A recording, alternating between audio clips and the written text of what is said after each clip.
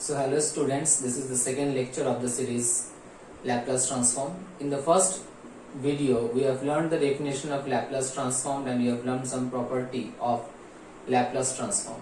In this video we will find the Laplace transform of some elementary functions. So before starting, let us recapitulate the definition and how we find Laplace transform. So what is the working rule to find the Laplace transform of ft as already discussed in the last video. So it is a definition. By definition, Laplace transform of ft is what? Integration from 0 to infinity e to the power minus st ft dt. Now this improper integral from 0 to infinity e to the power minus st ft dt, we have to write this as limit v tends to infinity integration from 0 to v e to the power minus st ft dt where v greater than 0. Then our next step is to evaluate this e to the power minus st ft dt, ft e to the power minus st ft, this integrand. You have to simplify this integrand and put this value here. Then we have to integrate this portion without this limit, that is integration from 0 to v e to the power minus st ft dt. You have to evaluate this one. After evaluating this one, we have to take limit on this value. That means we have to take limit on this integral that we have already obtained in step 4. Sorry, this will be v. This will be v. We have obtained in step 4.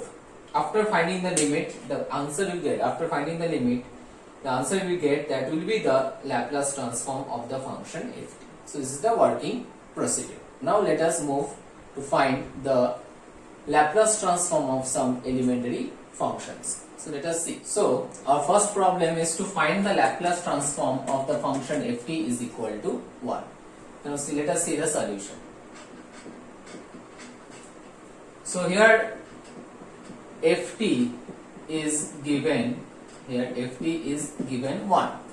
Now what is Laplace transform? Therefore Laplace transform of ft, that is Laplace transform of 1 is, what is the definition? The definition is integration from 0 to infinity e to the power minus st ft. Now in place of ft you have 1, so that will be 1 dt. So it is the same as integration from 0 to infinity e to the power minus st dt, e to the power minus st dt. And since it is an improper integral, so what you have learned, that we have to write this as limit v tends to infinity integration from 0 to v e to the power minus st dt, integration from 0 to v e to the power minus st dt with limit from v to infinity.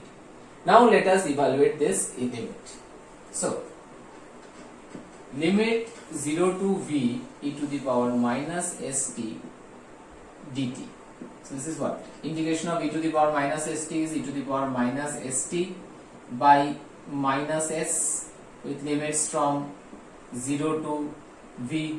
So this you can write this as integration, so you can write this as minus 1 by s, taking out this will be e to the power minus st from 0 to v. So this will be what? Minus 1 by s. We will write this as e to the power minus, in place of t now we will put v, that will be sv minus e to the power, in place of t now we will put 0, so e to the power 0 will come, so e to the power 0 will come, and we know e to the power 0 is equal to 1, so in place of this we are putting 1, in place of this we are putting 1. So what we got? We got this one. So this we got, we evaluated the limit from 0 to v e to the power minus st dt, and we got this as minus 1 by s e to the power minus sv minus 1. Or we can write this as, if you want to simplify, you can write this as minus 1 by s 1 by e to the power sv minus 1, 1 by e to the power sv minus 1, where v is greater than 0, where v is greater than 0.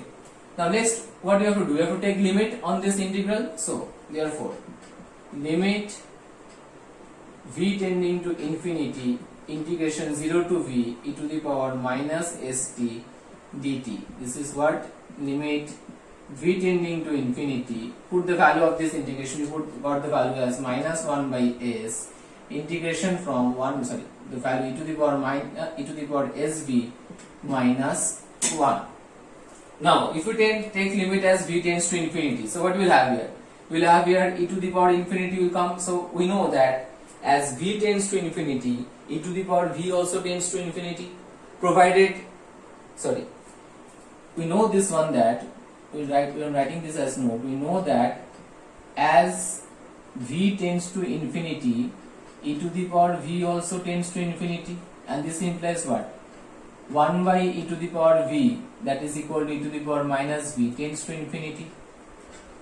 Tends to infinity, provided this s is positive. Provided this s is positive. For if this s is less than 0, if this s is less than 0, if it is negative, then it will become e to the power minus infinity, and in that case, sorry, this is 0. In that case, it will become 0. So 1 by 0 in that case will be undefined. 1 by 0 in that case will be undefined. So if we take s to be negative, then what will happen? E to the power minus infinity will come, and that will give you 0 here. So 1 by 0 will give you infinity. So in that case it does not exist. So we have to take this s to be positive. So if you take this s to be positive, so what will have?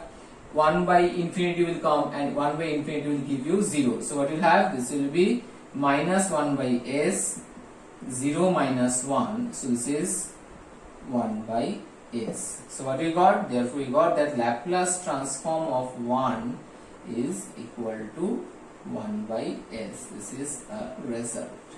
Next, the second example here is to find the Laplace transform of the function t to the power n. Laplace transform of the function t to the power n, where n is any real number greater than minus 1. So we will now find the Laplace transform of t to the power n. So solution. So L of t to the power n. So by definition, what is the by definition? What we have? This is integration 0 to infinity e to the power minus st into t to the power n dt. So you can write this as integration from 0 to infinity e to the power minus st t to the power. You can write this n as n plus 1 minus 1 dt. N plus 1 minus 1 dt. Now let us recapitulate this definition of gamma function. By gamma function, we have done gamma function. By gamma function, we have what? Integration. By gamma function, what we have? Integration from 0 to infinity. Integration from 0 to infinity e to the power minus ax into x to the power m minus 1 dx is equal to gamma of m by a to the power m. Gamma of m by a to the power m if a is greater than 0 and m is greater than 0. You have done this in gamma function. Now using this relation in this one, so what we can, if we compare this one with this one, what we have? In place of a we have s, in place of x we have t, and in place of m we have n plus 1. So comparing this, so what do you have? In place of a we have s, in place of x we have t, and in place of m we have n plus 1. So accordingly, if we use this result in this one, so what we will have? Therefore L of t to the power n, will be what? This will be gamma of, in place of m we have n plus 1 divided by a. What is a? A is s now. In place of a we have s, so s to the power, in place of m is n plus 1, and this exists only if what? M is greater than 0 and a is greater than 0. So s is greater than 0 and m is what? N plus 1. So n plus 1 is greater than 0. That is, this is same as n is greater than minus 1. So this condition was mentioned in this question. So Laplace transform of t to the power n is equal to gamma of n plus 1 by s to the power n plus 1, where n is greater than equal to minus 1, and s is positive. Now corollary, as corollary what we can say? If n is a positive integer, if n is a positive integer, then we know that gamma of n plus 1 is equal to n factorial. We know this result. If n is a positive integer, then gamma of n plus 1 is equal to n factorial. So using this result here, what we'll have, therefore Laplace transform of t to the power n is equal to n factorial by s to the power n plus 1 if n is a positive integer. So these are the results. This is for t to the power n in general, and this is for t to the power n if n is a positive integer. Our third example is finding the Laplace transform of e to the power at. Now let us see how to find this one. So solution. L of e to the power at. So what is the definition? So by definition we can write this as integration from 0 to infinity e to the power minus st ft. So in place of ft now we have e to the power at. So e to the power at dt. So this is same as integration from 0 to infinity, multiplying this 2, we have e to the power minus s minus at dt, and this is same as limit v tending to infinity, integration from 0 to v e to the power minus s minus at dt. So now let us evaluate this integral. So now integration 0 to infinity e to the power minus s minus a t dt. So this is what integration of e to the power minus a t is e to the power minus s minus a t divided by s minus a with a minus. So this range is from 0 to v. So we can take this constant out of this limit. So we are writing this minus 1 by s minus a integration from, putting the limit in place of t. So we in place of t will first put v. So we'll have minus s minus a into v minus, then we'll put 0 in place of t. So e to the power, if we put here 0, so e to the power 0 will come, and we know that e to the power 0 is equal to 1.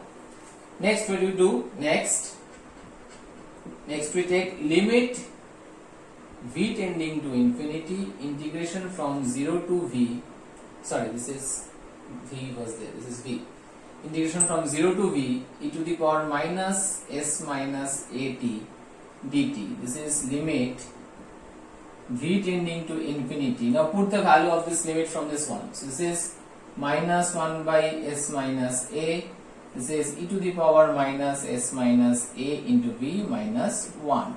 Since this does not contain v, we can bring this out of this limit. So we have minus 1 by s minus a limit v tending to infinity e to the power minus s minus a into v minus 1.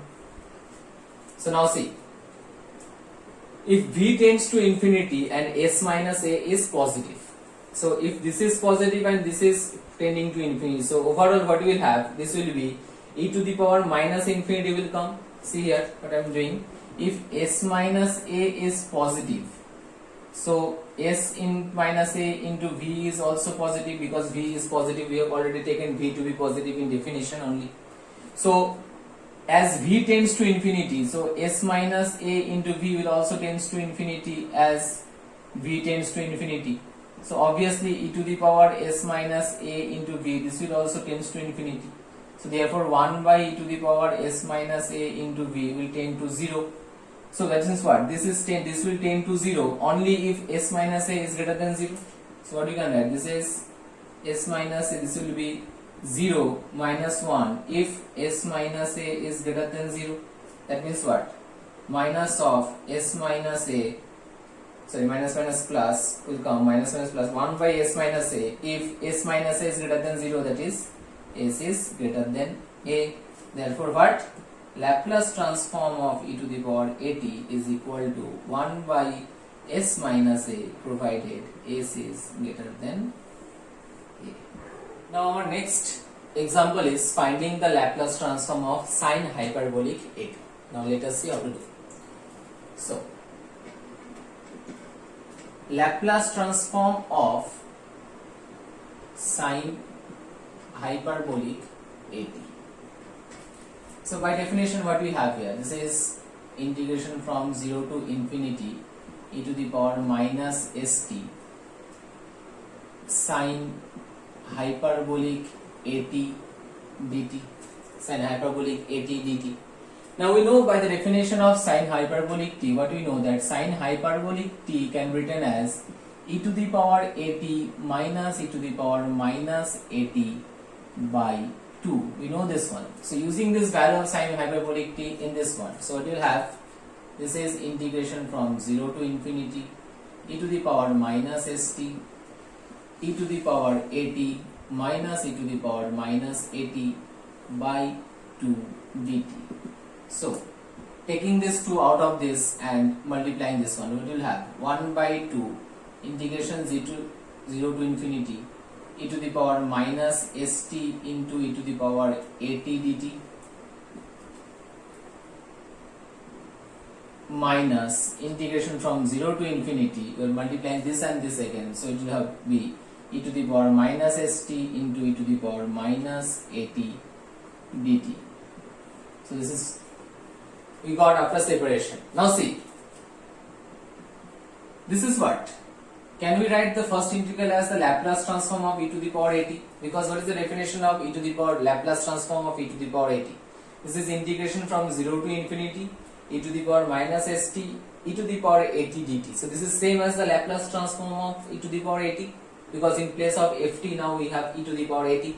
And similarly in the second integral, in place of ft we have e to the power minus at. So this is the Laplace transform of e to the power minus at. So in place of this we can write Laplace transform of e to the power at, and in place of this we can write this is Laplace transform of e to the power minus at. So just now we have proved that Laplace transform of e to the power at is equal to 1 by s minus a. So therefore the Laplace transform of e to the power minus at, so in place of a now we have minus a. So in this result we have to put a minus a in place of a, so what will be? It will be 1 by s minus of minus a. So in that case 1 by s plus a will come. So we know these two results. Now we put these results here. So what we will have? This will be 1 by 2, 1 by s minus a minus 1 by s plus a. So simplify this one.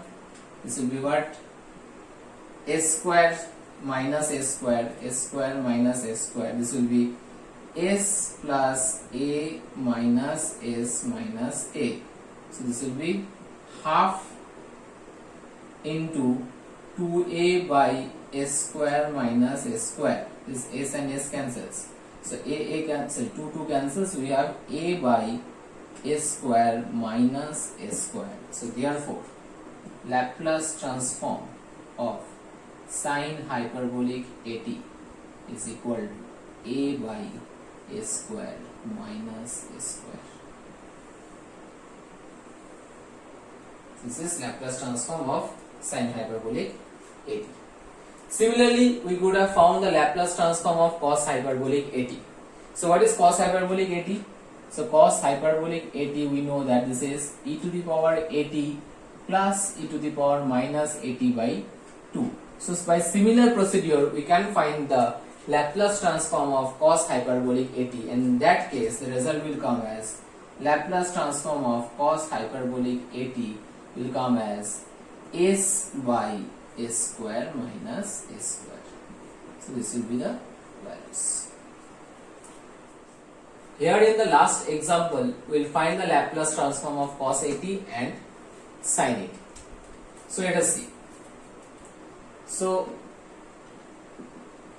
before starting the solution, let us recapitulate this one, that e to the power iat, we know that e to the power iat, or say e to the power I theta, we know that e to the power I theta can be written as cos theta plus I sin theta. We know that, this one.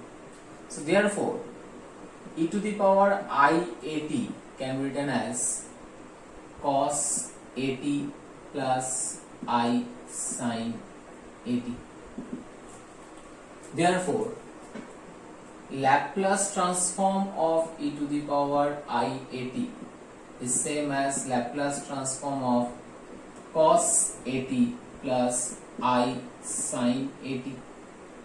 Now, using linearity property that we have proved in the last video, what you can write, you can separate this, you can write this as L of cos 80 plus I into L of sin 80. You can write like this.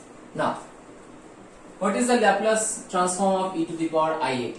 We have just done that the Laplace transform of e to the power 80 is 1 by s minus a.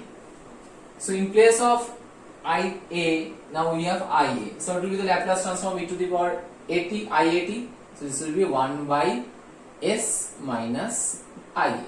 1 by s minus ia. So this is equal to L of cos 80 plus I into L of sin 80. So I am writing this left hand side. So this is L of cos 80 plus I into L of sin 80. This will be what? This is, we are rationalizing this. So this is s minus a into s plus ia and s plus ia. We are writing like this. So in place of this 1 by s minus a, we have multiplied s minus s plus ia in the numerator and in the denominator. So this will be same as, this is what? This is using formula a square minus b square formula. This will be s square plus s square and this will be s plus ia. So if you separate this, what we will have? We will have s by s square plus s square plus I into a by s square plus s square. So therefore, this is what? This is equal to L of cos 80 plus I into L of sin 80. So now equating the real part and the real part and imaginary part and the imaginary part. So what you will have? The real part, that is L of cos 80, must be equal to the real part, that is this one, s by s square plus s square, and the imaginary part, that is L of sin 80, must be equal to the imaginary part, that is a by s square plus s square. So therefore what you got? Equating real and imaginary parts. Equating real and imaginary parts. So what you have? L of cos 80 is equal to s by s square plus s square, and L of sin 80 is equal to a by s square plus s square. So these are some of the Laplace transform of basic functions. We will move forward in the next video with some more functions. Thank you.